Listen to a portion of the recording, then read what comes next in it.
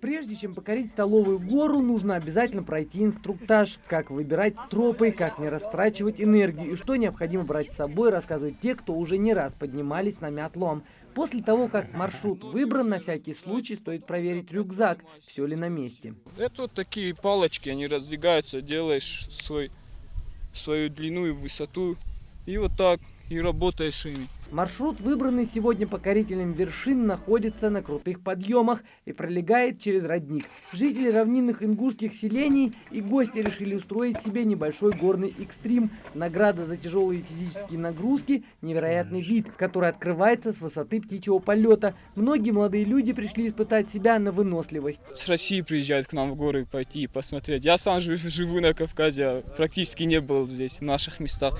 Вот и хочу налюбоваться. Объявленная Миннацем республики акция по восхождению на Столовую гору собрала немало желающих прикоснуться к традициям своих предков. Организаторы в такой момент даже засомневались, хватит ли автобусов для всех желающих. Ровно в 7:30 утра люди с крепкой силой воли взяли курс на гору. Где-то человек 200 уже поднялись на Столовую гору, остальные поддержают, и дополнительно есть люди, которые уходят туда наверх. Сотни звонков, людям очень интересно вырваться с равнины, приехать сюда, у подножия Столовой горы, и где-то 4-5 километров подняться наверх.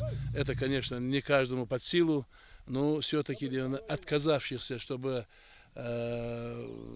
зайти наверх на Столовую гору и посмотреть на наше бывшее святилище до принятия ислама Мятсели. В прошлом году было восхождение, понравилось безумно, поэтому в этом году решил приехать. Конечно, эмоций много, погода нам, конечно, сопутствует. Народу очень много, и это драйвует, потому что я вижу, сколько людей в этом году. Мне кажется, даже больше людей в этом году, чем в прошлом. Поэтому я, конечно, желаю всем, кто восходит на эту гору, зарядиться энергией, позитивом. Многие из них до этого дня никогда не бывали в горах, а те, кто был, только у башен. Так что на Столовую гору почти все поднимаются впервые. Есть в группе и гости из других регионов, откликнувшись на объявление в столь массовом восхождении. Сложновато, учитывая мой возраст, но я себе в день рождения решила сделать такой подарок, поставить галочку «Спортивный интерес». Вот. И, если честно, хотела еще обозреть окрестности, но погода не позволяет. Также вот это восхождение, вот если вернуться к этой ситуации, это как бы маленькая победа в твоем сознании, что ты, оказывается, что-то можешь, не настолько ты там уже и старый там. Со стороны может показаться, что подъем не такой и крутой. Для восхождения не понадобится много сил и времени, но это только на первый взгляд. Через час покорители вершин устраивают первый привал – родник. На отдых не более 10 минут. Тут я часто бывал раньше, когда молодой был. В горах группы водил, был инструктором, будучи студентом еще. А там в горы тянет, горы это тоже, ну как, раз пошел, второй, третий, домой идешь, думаешь, больше не пойду никогда. Пришел, неделя не прошла, опять пошел. Это для здоровья, для того, чтобы почувствовать себя мужчиной, преодолеть сам себя. И когда другие ситуации будут, чтобы дух иметь. И у нас, кроме Брюса и Казбека, тут свои горы прекрасные. Мальчик-Шкорт, Эрзилам, там Махис-Магали. У нас свои прекрасные вершины есть. Идут вверх люди разных возрастов. Особая гордость берет за Дауда Тачиева. Дедушке 80 лет. И несмотря на почетный возраст, он один из первых добрался до ключа. Перевел дыхание и вновь готов отправиться по следам предков. Счет потерял. Здесь много раз я поднимаюсь. И сегодня всем желаю, чтобы подняться до Столовой горы. До Столовой горы. И не только до Столовой горы. Всю Ингушетию, все горы, которые есть у нас в Ингушетии, мы должны их пройти. В группе покорителей вершины целые семьи. Беслан Ажигов взял с собой в поход в это воскресное утро 3 детей. Самому младшему всего 5 лет. И путь в четверть дистанции ребенок преодолел без особой нагрузки. Сейчас семья сделала привал, чтобы перекусить. Подъем массовый нам очень легко совершать, когда с детьми просто одному тяжело подниматься, а вот так массово, даже что случится, не так опасно.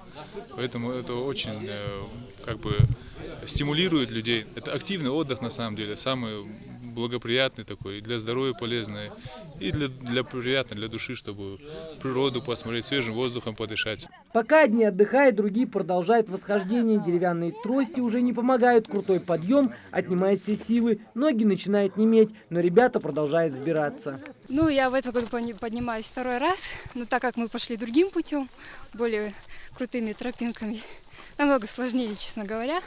А так, с собой водичку, какой-нибудь сухой паёк такой, чтобы не умереть с голоду, как говорится. И все, в принципе, так терпимо, просто надо адекватно оценивать свои силы и подниматься спокойно, так не спешить. Зонтик на всякий случай, если дождь пойдет. Холодат, хози. Нормально, доберемся до Лендали. Не открылось еще второе дыхание? Вот-вот, я на грани, как говорится. Несколько часов утомительной ходьбы по узким горным тропам неудобному серпантину кажется вечностью. Огромные зигзаги, обрывы, а до финиша еще далеко. Впереди огромные пики, скалы и ущелья. 40% дороги уже позади, остается совсем немного, и мы будем у нашей цели. Цели на самой вершине Столовой горы. Впереди, правда, у нас еще один сложный участок под названием Серпантин.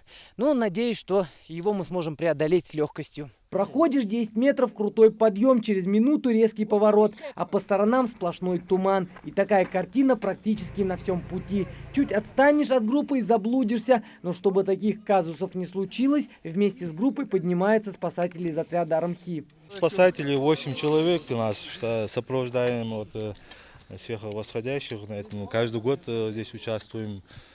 Сегодня более-менее нормально прошло. Были, конечно, из-за сильного тумана те, кто заблудился, кто в сторону ушел, но серьезных таких казусов не было. Чтобы добраться до Мят-Селей, древнего ингушского храма, требуется около 3,5 часов. Адам Аздоев со своими друзьями встречается нам не в попутном направлении. Добравшись до самого пика, ребята поставили новый личный рекорд – 3 часа и активно спускаются обратно в Бейни. Далекое место, честно сказать. Подняться тоже нетрудно, но спускаться более легче.